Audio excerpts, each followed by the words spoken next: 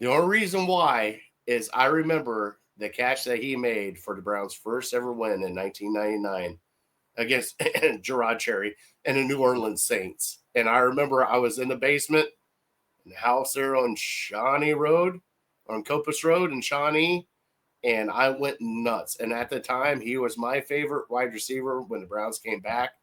And to this day, I'll still say he's my favorite because I finally got to see, and most people don't know, well, you've been watching the show for 5 years. I became a Browns fan. Like, I know the Browns before 99, but I Right. became a Browns fan after 99. Right. And the misery that I've had to deal with has been horrible, but he was one of my favorites. What about you, bud?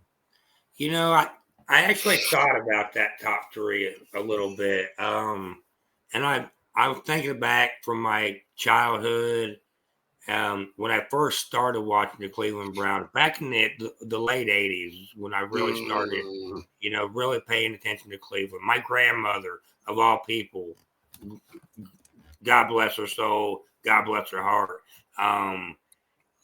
She would watch Cleveland Browns football. My brother and I would always go over there on Sundays and watch it.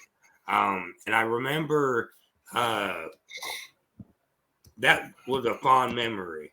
And this is my number one. So I'm going top to bottom for you. Top to bottom. All right, number one.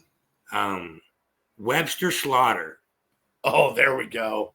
Oh, God, yeah, there we go. All right. Webster, like I said, he was that number one that we had for a little while. And he was part of those playoff teams.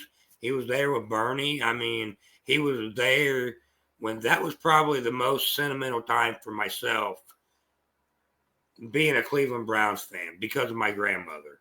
Okay, so number I two. would say Webster Slaughter would be number one. Number two. Number two, I would say Eric Metcalf, but I kind of put him more as a running back. Okay. So number two is a guy that's close to Eric Metcalf, Josh Cribbs.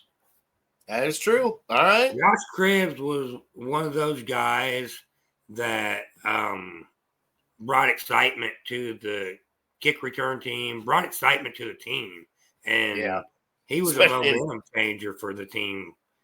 And he's an all-time great. He should be a Hall of Famer. Soon to be Hall of Famer. We're going to put it out there. Soon to be a Hall of Famer.